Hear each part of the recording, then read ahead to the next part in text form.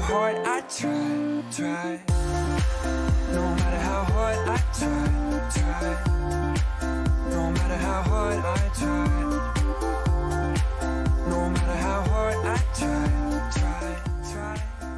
Bonjour Greg. Bonjour. Effectivement, comme le disait Sophie dans la première édition du journal de rédaction, ce matin, les Anglais s'en sont sortis et on connaît donc tous les prétendants aux demi-finales. Exactement, le prétendant aux demi-finales par les quarts de finale. Alors, vous le lirez partout ce matin, les Anglais ont mis fin à leur malédiction des tirs au but. Oui, ils ont eu chaud. Je vous explique, en fait, les Anglais, c'était pas la première fois qu'ils avaient des tirs au but. Il y en avait déjà eu 3 en mondial, avec un bilan d'un 0 pointé pour ces Anglais. Là, ils s'en sont sortis à la dernière minute face à des Colombiens. Ils sont qualifiés, donc les Anglais sont face aux Suédois en quart de finale.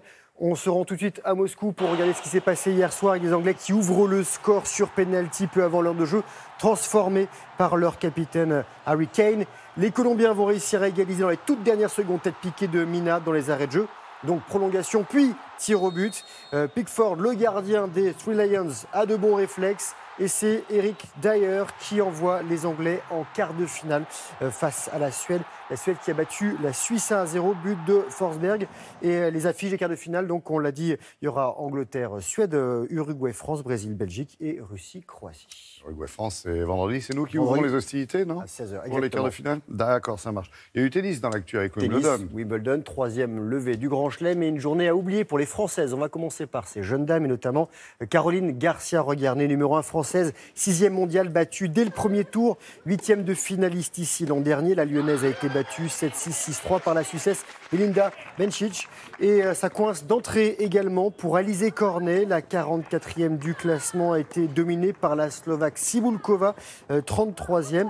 La Niçoise était 8e de finaliste en 2014. Elle avait également été battue au premier tour l'an dernier. Autre tricolore en lice qui a été battue hier pour son premier match, c'est Pauline Parmentier. Les garçons, Benoît Paire lui a tenu son rang, 47e. Il a battu le Taïwanais Jung qui est une centaine de rangs derrière. Le lucky loser, Jung, c'est-à-dire qu'il a été repêché dans les qualifs de dernière minute. Victoire du Français en 3 manches. En 2h11, et Paire affrontera le Canadien Chapovalov, tombeur d'un autre Français, Jérémy Chardy, qui avait fait une belle préparation pour ce rendez-vous, oui. Et il avait quand même 12 victoires pour 2 défaites sur gazon. Et le tricolore s'est incliné en 4 manches. Ça passe pour Julien Benneteau. Lui, il dispute son dernier Wimbledon. Il a 36 ans. Il passe au 2e tour après avoir battu le Hongrois Fucsovics 7-5, 7-5, 6-3. Et ça passe également pour Pierre-Hugues Herbert.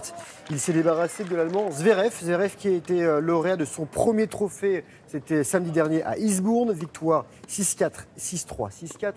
Et comme il n'y a pas que les Français sur les cours, on va parler du patron du circuit, Nadal, vainqueur ici en 2008 et en 2010. Il passe au 2e tour après une victoire facile sur l'Israélien Sela, 127e. Et enfin, Novak Djokovic, lui ex-numéro 1, aujourd'hui 21e. Il a battu l'Américain Sandgren. Ça se passe bien, le Serbe a soulevé le trophée ici, rappelons-le, à 3 reprises. La dernière fois, c'était en 2015. Voilà pour le tennis. Alors, Coupe du Monde, Wimbledon, il n'y a pas que ça dans la vie ni dans les sports. Non, je vous propose une petite carte postale de surf qui nous vient de Tahiti, envoyée par un jeune Français. Regardez les belles images qui font rêver. Il s'appelle Benoît Carpentier, les Brestois, il a 22 ans et c'est ce qu'on appelle un waterman, c'est-à-dire qu'il y a un touche-à-tout des sports de glisse et notamment en surfing, surf debout à la rame dans les vagues. Il a fait un petit tour dans le Pacifique avec sa planche, avec ses planches même. Et il va participer à la 2e étape de Coupe de France de longboard et de sup à Biscarrosse et il avait gagné la première étape à Saint-Gilles-Croix-de-Vie. Ça fait de belles images et on le salue, on le remercie pour cet envoi.